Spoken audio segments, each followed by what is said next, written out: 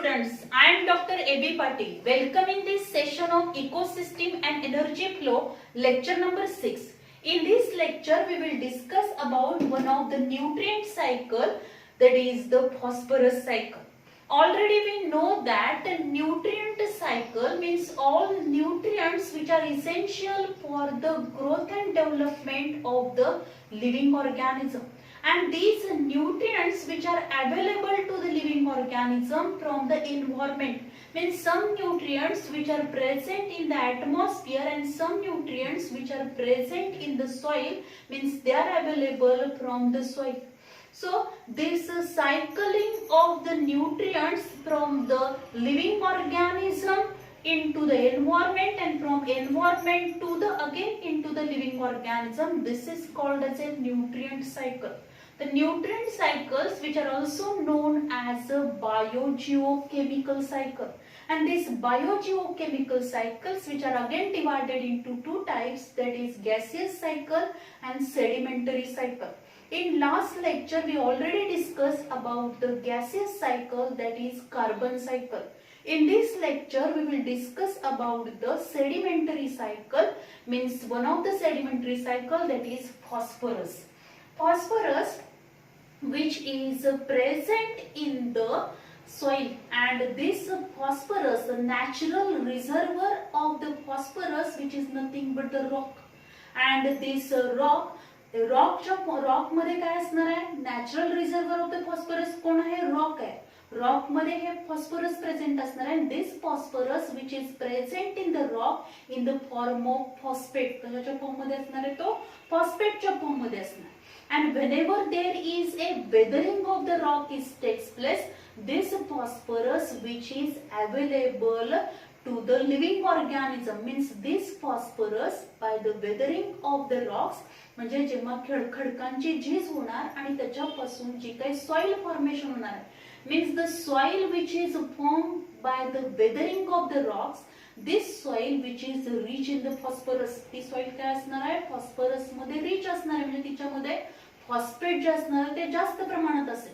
And this phosphorus which is available to the plants from the soil in the form of phosphate, and from the plants then it is transferred to the other living organism, means it is transferred to the different trophic levels in the ecosystem. Ecosystem मध्ये वेगवेगळ्या trophic level मध्ये हा phosphorus transfer होणार. म्हणजे आपण काय बघू शकतो, इथं काय बघणार आहोत आपण, तर जो काही फॉस्फरस आहे, this phosphorus which is available in the form of phosphate in the environment, and the natural reservoir of phosphorus is nothing but the rock. Rock हा काय आहे, natural reservoir of the phosphorus.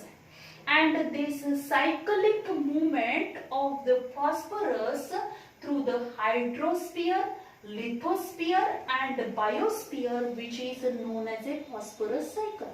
म्हणजे ही जी काही cyclic movement आहे, फॉस्फरसची जी cyclic movement होणार आहे, the cyclic movement of the phosphorus through the hydrosphere, lithosphere and biosphere. म्हणजे काय असणार आहे, वॉटर मधून, रॉक मधून आपण बघणार आहोत, परत काय असणार आहे, तो सॉइल मध्ये जाणार, सॉइल मधून परत लिव्हिंग ऑर्गॅनिझम मध्ये येणार आहे, परत लिव्हिंग ऑर्गॅनिझम मधून तो कशामध्ये येणार आहे, again it is enter into the soil, soil मध्ये येणार, सॉइल मधून परत वॉटर मध्ये.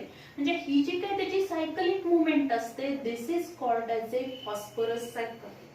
And this phosphorus which is essential for the growth and development of each and every living organism, because phosphorus which play very important role in the formation of biological membrane, then it is the component of nucleic acid, that is DNA. म्हणजे हा phosphorus हा living organism मध्ये कशामध्ये present असणार आहे, biological membrane. This is formed from the cell membrane which is formed from the phospholipids. म्हणजे तिथं phosphorus लागणार आहे. Phosphorus is the component of the cell membrane. Then it is also component of the nucleic acid. आपल्याला माहिती आहे nucleic acid जे असणार आहे, DNA RNA which is formed from the thousands of nucleotides, and each nucleotide which is formed from the pentose sugar, phosphate group and nitrogen bases. म्हणजे nucleic acid form करायचं असेल, DNA RNA form व्हायचं असेल तर तिथं काय लागणार, phosphorus लागणार. Then also it is a component of the energy, जे काही आपण बघणार आहोत, जे एटीपी आहे त्याचबरोबर एडीपी आहे, that is adenosine diphosphate, adenosine triphosphate phosphate असेल. त्याच पद्धतीने काय असणार आहे, एनएडीपी जे असेल means ADP, ATP, NADP. For the formation of these there is a essentiality of the phosphorus. Phosphorus त्याच्यासाठी इसेन्शियल आहे. Then this phosphorus which is available in the nature in different form, वेगवेगळ्या form मध्ये तो available आहे. Means the P1, P2, P3, P4 and P5 form मध्ये available आहे.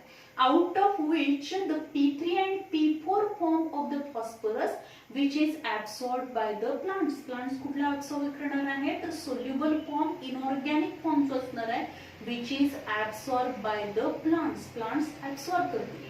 And this phosphorus, आता हा जो काही phosphorus plant absorb करणार आहे which is absorbed in the form of phosphate. phosphate च्या फॉर्म मध्ये ते absorb करणार आहे. Then the next आपण बघू शकतो this phosphorus which is essential for the animals. आता animals ला ह्या बाकीच्या कंपोनंट साठी तर तो लागणारच आहे. म्हणजेच काय असेल तर एटीपी फॉर्मेशन साठी, एडीपी फॉर्मेशन साठी, डीएनए, आरएनए त्याचबरोबर कशासाठी लागणार आहे, it is also essential for the formation of the biological membrane. Biological membrane साठी पण काय लागणार आहे, फॉस्फरस इसेन्शियल आहे. पण त्याचबरोबर excess amount of phosphorus is also essential for the animals for the formation of the shells, then bones, hooves and teeth. म्हणजे जे आपण बघतो की बरेचसे जे ॲक्वाटिक ॲनिमल्स आहेत त्या ॲक्वाटिक ॲनिमल्स वरती जे शेल फॉर्म होतात त्या शेल मध्ये फॉस्फरसचं डिपॉझिशन असणार आहे, त्याच्यासाठी फॉस्फरस लागतो. ॲज वेल ॲज बोन्स फॉर्मेशन साठी, आपले जे काही बोन्स असणार आहेत ॲनिमल्स मध्ये जे बोन फॉर्म होतात, for the formation of these bones phosphorus is essential. परत त्याच्यासाठी इसेन्शियल आहे. त्याचबरोबर हूज, हूज म्हणजे काय, जे काही ॲनिमल्स मध्ये पण हूज बघतो काय लागणार आहे, the phosphorus which is also essential. Then the teeth formation, teeth मध्ये पण काय असेल, टीथ मध्ये पण फॉस्फरसचं डिपॉझिशन झालेलं असतं. म्हणजे हे जे काही वेगवेगळे आपण बघतो की ॲनिमल्स मध्ये फॉस्फरस हा इसेन्शियल आहे. कशासाठी, for the formation of these the teeth, whose, then the bones and shells. Then we know that the phosphorus as the phosphorus which is present in the form of rock. rock मध्ये तो present असणार आहे. म्हणजे rock phosphate मध्ये असेल, calcium phosphate मध्ये present असेल, aluminium phosphate मध्ये हा फॉस्फरस काय असणार आहे, तर सॉइल मध्ये प्रेझेंट आहे. Then this phosphorus whenever there is a weathering of the rocks, म्हणजे जेव्हा खडकांची झीज होणार तेव्हा हे वेदरिंग ऑफ द रॉक्स झाल्यानंतर काय होईल, this phosphorus which is available means whenever there is a rainfall, rainfall झाल्यानंतर जे काही खडक आहेत त्या खडकामध्ये त्याचबरोबर ही वेदरिंगची प्रोसेस सुरू व्हायला लागली आणि वेदरिंग प्रोसेस मुळे हा जो काही फॉस्फरस असणार आहे, this phosphorus which is in the form of phosphate which is deposited in the soil, soil मध्ये तो जाणार आहे, which is dissolve in the soil, soil मध्ये तो काय होईल, डिसॉल्व होईल, सॉइल सोल्युशन मध्ये डिसॉल्व होणार आहे. and then this phosphorus which is available to the plants and plant absorb this phosphorus, phosphorus काय करतील ते absorb करणार आहे in the form of phosphate and then it is useful for the plant growth and development, plantच्या growth and development साठी त्यांनी हा phosphorus use केला. Then with these plants the phosphorus which is present in that plants in the form of phosphate, organic phosphate च्या form मध्ये तो तिथे present असेल and then this phosphorus which is available to the animals, म्हणजे हे जे काही plants आहेत त्या प्लांट्सला खाणारे जे प्रायमरी कन्झ्युमर्स असतील, these primary consumers they get the phosphorus, या प्रायमरी कंझ्युमर्सला हा फॉस्फरस या प्लांट्स कडून मिळणार आहे. या प्रायमरी कंझ्युमर्स वरती डिपेंड असलेले जे सेकंडरी कंझ्युमर्स असतील they again get this phosphorus from the primary consumers. Primary consumers कडून सेकंडरी कंझ्युमर्सला मिळणार आहे, सेकंडरी कंझ्युमर्स कडून टर्शरी कंझ्युमर्स कडे जाणार आहे हा फॉस्फरस.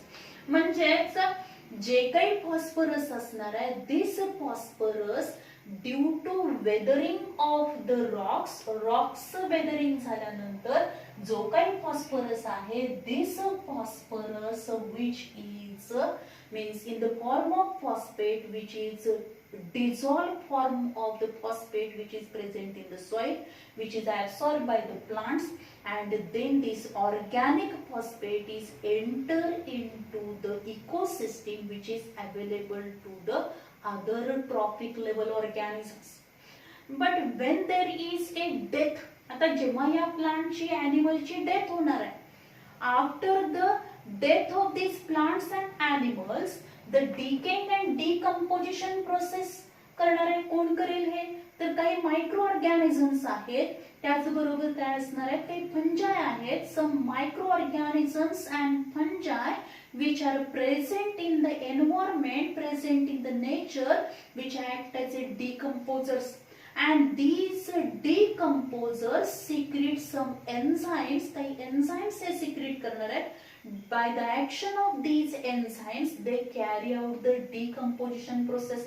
ते decomposition ची प्रोसेस करतील आणि decomposition ची प्रोसेस करून हे जे काही dead bodies of the plants and animals असतील त्याच बरोबर जो काही ॲनिमलचा एक्सक्रीट असेल, स्पेशली जर आपण बघितलं बर्ड एक्सक्रीट आहे, बर्डचा जो एक्सक्रीट असेल, फिश एक्सक्रीट असेल किंवा डेड बॉडीज ऑफ फिश असतील, याच्यामध्ये जो काही फॉस्फेट असणार आहे this phosphate which is available in the nature मध्ये परत तो रिलीज केला जाणार आहे. Because these micro organisms which having the ability or these microorganisms which are known as a phosphate solubilizing bacteria, त्यांना आपण phosphate solubilizing bacteria म्हणतो. These bacteria, phosphate solubilizing bacteria, they carry out the process and then phosphorus which is released, तो phosphorus again nature मध्ये release होणार. And in this way again this phosphorus which is available in the soil मध्ये तो phosphate च्या form मध्ये available होईल. परत next plants ला तो काय होणार आहे this phosphorus which is available in the form of phosphate for the growth and development of other plants. बाकीच्या प्लांट्स ना तो अवेलेबल.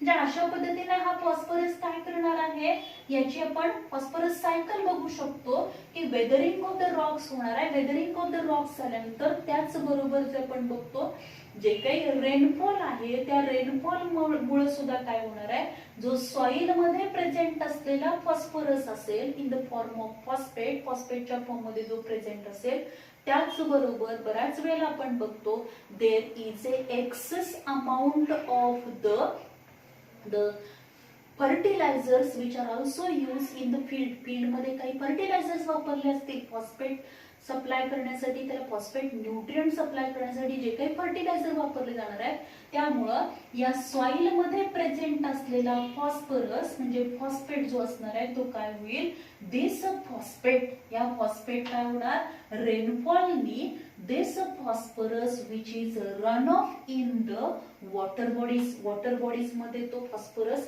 तिथे पोहोचणार आहे. त्या फॉस्फरस तिथे गेल्यानंतर अजून काय होऊ शकतं तर sudden influx of A phosphorus in agriculture run of or industrial effluents rich in phosphate lead to the eutrophication in water bodies. म्हणजे आपण बघू शकतो की एखाद्या वेळेला काय असणार आहे सडन इन्फ्लक्स म्हणजे काय होणार आहे तर एकदम जोरात काय असेल पाण्याचा लोंढा आला, सडन इन्फ्लक्स असेल रेनफॉल मध्ये तर काय होणार आहे त्याच्याबरोबर जो सॉइलचा वरचा लेअर असेल तो डायरेक्ट कशामध्ये जाणार आहे वॉटर बॉडीज मध्ये जाईल आणि त्याच्याबरोबर हा फॉस्फेट पण वॉटर बॉडीज मध्ये जाणार आहे. त्याचबरोबर आपण बघू शकतो काही इंडस्ट्रियल इफ्लुएंट्स आहेत. This industrial effluents rich in phosphate, म्हणजे जे काही कारखान्यामधलं वेस्ट वॉटर आहे, this waste water when release into the water bodies मध्ये ते रिलीज केलं आणि हे जे काही इफ्लुएंट असणार आहे, this effluent, industrial effluent if rich in the phosphate then it leads to eutrophication of the water bodies. इथं आपण बघू शकतोय जे काही जास्त प्रमाणात रेनफॉल झाला, तर रेनफॉल झाल्यानंतर या सॉइल मध्ये जो काही फॉस्फेट असणार आहे तो phosphate, this phosphate run of into the water bodies. as well as काय होऊ शकतं, industrial effluent which is rich in phosphate which is also enter into the water bodies and due to which there is a eutrophication in water bodies मध्ये eutrophication होणार. आता eutrophication होतं म्हणजे काय होणार आहे, ड्यू टू eutrophication, या eutrophication मुळे algae ग्रोथ काय होणार आहे, फास्ट होणार. and the excess growth of algae in the water body, जे काही पॉन्ड असेल, लेक असेल, त्याच्यामध्ये जास्त प्रमाणात algae ग्रोथ होईल. त्याचबरोबर जे ॲक्वॅटिक प्लांट्स आहेत त्या ॲक्वॅटिक प्लांटची ग्रोथ जास्त झाल्यामुळे काय होणार आहे, पॉन्ड मध्ये जे काही ॲक्वॅटिक ॲनिमल असतील, these aquatic animals are died, त्यांची डेथ होणार आहे त्याच्यामध्ये. कारण काय होणार, they do not get the sufficient oxygen त्यांना मिळणार नाही. excess amount of the algal growth which is takes place in that water bodies which is nothing but the eutrophication. हे कशामुळे होणार आहे, एक्सेस अमाउंट मध्ये फॉस्फेट जर वॉटर बॉडीज मध्ये गेला तर तिथं eutrophication होऊ शकतं. त्याचबरोबर आपण बघू शकतो हा जो काही फॉस्फेट असणार आहे, when this phosphate which is available in the solution form and the detritus settling out to the bottom, म्हणजे काय होणार आहे, जे काही हे डिकम्पोजर्स आहेत ते डिकम्पोजर्स काय करतील, जे काही ॲनिमलचं वेस्ट आहे, ॲनिमल वेस्ट जे असणार आहे, देअर फिकल मॅटर जे असणार आहे, बर्ड्स असेल, फिश असेल, त्याचबरोबर बर्ड्सचे जे काही फिकल मॅटर असणार त्याच्यामध्ये फॉस्फेट आहे. अदर ॲनिमलच्या वेस्ट कंपोनंट मध्ये पण फॉस्फेट असेल. त्याचबरोबर त्यांच्या ज्या डेड बॉडीज आहेत जेव्हा त्याचं डिकम्पोजिशन करणार, डिकम्पोजिशन केल्यानंतर त्याच्यामधले न्यूट्रिएंट्स हे जेव्हा एन्व्हायरमेंट मध्ये रिलीज होतील, त्याच्यामधला जो dissolved फॉर्म मधला फॉस्फेट असेल, दिस dissolved form of the phosphate which is settling in the bottom मध्ये तो काय होईल, सेटल होणार आहे. त्याचं काय होईल, सेटलिंग होणार, म्हणजे तिथं काय होईल, लिचिंग प्रोसेस होते. पण काय म्हणतो, inorganic nutrients, dissolve inorganic nutrients after decomposition process झाल्यानंतर जे काही डिसॉल्व न्यूट्रिएंट्स असणार आहेत, inorganic nutrients, they are percolate in the soil मध्ये ते percolate होणार आहे, त्याची लिचिंग प्रोसेस होईल. and in this way this phosphate which is settle in the bottom and again there is a sedimentation is takes place, म्हणजे काय होणार, sedimentation होणार, means there is a formation of the rock formation होणार आहे. This sedimentation which is also takes place in the water bodies मध्ये पण याचं sedimentation होऊ शकतं. एक्सेस अमाउंट मधला जो फॉस्फेट आहे तो फॉस्फेट काय होणार आहे, सेटल होऊन then there is a formation of the rock, means sedimentation processes takes place. In this way, in this phosphorus cycle, how this phosphorus which is the move from the lithosphere, that is the hydrosphere to lithosphere to biosphere, त्याची काय होणार आहे, moment होणार. त्यालाच आपण काय म्हणतो, phosphorus cycle म्हणतो. But there is a phosphorus and carbon cycle. आता ही फॉस्फरस अँड कार्बन सायकल जी असणार आहे त्याच्यामध्ये आपल्याला डिफरन्स पाहायला मिळतो. बिकॉज वी ऑब्झर्व दॅट जेवढ्या प्रमाणात कार्बन हा प्लांट इझिली ऍटमॉस्फिअर मधून ऍब्सॉर्ब करून घेऊ शकतात, तेवढा प्लांट्स हे डायरेक्टली काय करता येणार नाही, त्यांना ऍब्सॉर्ब करता येणार नाही. जोपर्यंत वेदरिंग ऑफ द रॉक्स होणार नाही तोपर्यंत खडकांची झीज झाल्याशिवाय जो काही त्या रॉक्स मध्ये प्रेझेंट असलेला फॉस्फेट हा काय होणार नाही, डिझॉल्व फॉर्म मध्ये सॉइल मध्ये अवेलेबल होणार नाही, तो प्लांट्सला मिळणार नाही. आणि प्लांट्सला जर सफिशियंट अमाउंट मध्ये फॉस्फेट अवेलेबल झाला नाही, फॉस्फरस अवेलेबल झाला नाही, तर आपण काय बघू शकतो, the plant shows the that is there is a deficiency of the phosphorus. फॉस्फरसची डिफिशियन्सी पाहायला मिळते. कारण का हे phosphorus and the other nutrients which are not available like the carbon सारखे ते जास्त प्रमाणात अवेलेबल नाही. मग ह्या दोन सायकल मध्ये काय डिफरन्स आहे? What is the difference between the carbon and phosphorus cycle? Atmospheric input of the phosphorus through rainfall are smaller. जो काही atmospheric input of the phosphorus through rainfall are smaller as compared to the carbon. त्याचबरोबर जर आपण बघितलं exchange of the phosphorus between organism and environment are negligible. अगदी कमी प्रमाणात exchange होणार आहे. म्हणजे ऍटमॉस्फिअर आणि जे काही एन्व्हायरमेंट आणि ऑर्गॅनिझम यांच्यामध्ये जे काही फॉस्फरसचं एक्सचेंज होणार आहे which is very negligible as compare to the carbon. कारण आपण कार्बन सायकल मध्ये काय बघणार आहोत? ज्या रेस्पिरेशन प्रोसेसनी काय होणार आहे, हा कार्बन डायऑक्साईड ऍटमॉस्फिअर मध्ये कंटिन्युअसली काय व्हायला लागलाय? रिलीज व्हायला लागलाय. त्याचबरोबर आपण बघतो बाकीच्या ज्या काही हे असणार आहेत म्हणजे फॉसिल फ्युएल असेल किंवा अदर ज्या काही प्रोसेस असणार आहेत त्याच्यामधून इंडस्ट्रियलायझेशन प्रोसेसनी सुद्धा हा फॉस्फरस रिलीज होईल. त्याचबरोबर रेस्पिरेशन प्रोसेसनी जास्त प्रमाणात कार्बन डायऑक्साईड रिलीज होतो. पण फॉस्फरस हा त्या पद्धतीने काय होणार नाही? रिलीज होणार नाही. त्यामुळे आपण काय बघू शकतो? Exchange of phosphorus between the organism and environment are negligible. अगदी कमी प्रमाणात एक्सचेंज होणार आहे ऑर्गॅनिझम आणि एन्व्हायरमेंट मध्ये. फॉस्फरसचं एक्सचेंज आहे एकदम निग्लिजिबल अमाउंट मध्ये होईल. आणि atmospheric input of the phosphorus through rainfall are smaller. Atmospheric input जो असणार आहे या फॉस्फरसचा तो काय असणार आहे? एकदम स्मॉलर आहे.